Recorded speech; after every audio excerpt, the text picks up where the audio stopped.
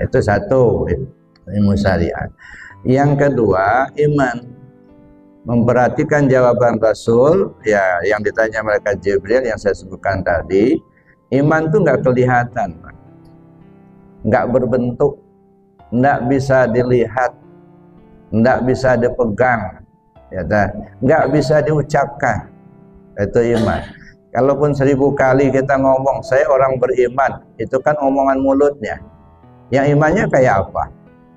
Enggak kelihatan. Jadi keyakinan hati. Apakah Bapak Ibu ini punya iman? Wallahu a'lam. Ya, kenapa? Karena enggak kelihatan.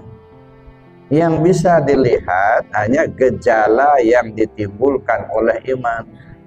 Bapak itu orang beriman. Dari mana kamu tahu? Dia baca Al-Quran, dia sholat, dia bersedekah, dia sudah haji. Itu gejala yang ditimbulkan iman. Tapi seperti apa imannya, nggak ada yang tahu. Makanya iman itu keyakinan hati.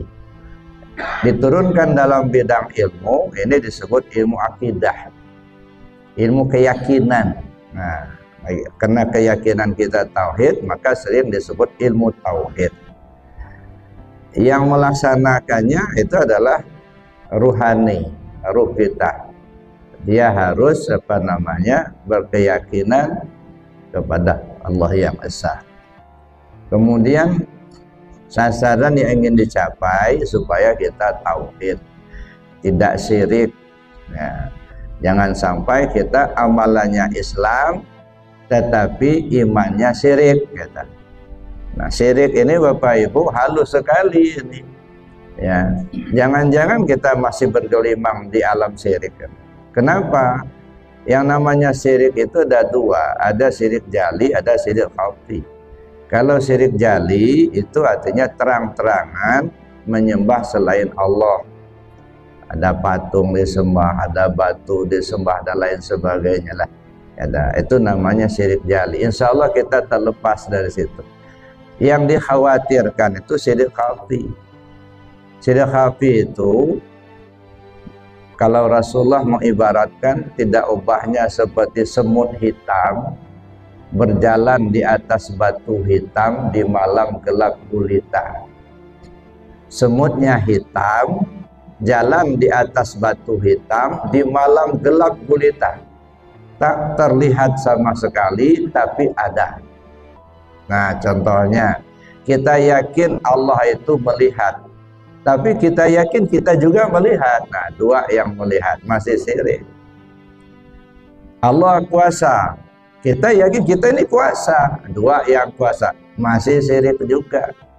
Nah, bagaimana supaya tidak syirik? Ya, kita harus masuk ke alam tauhid.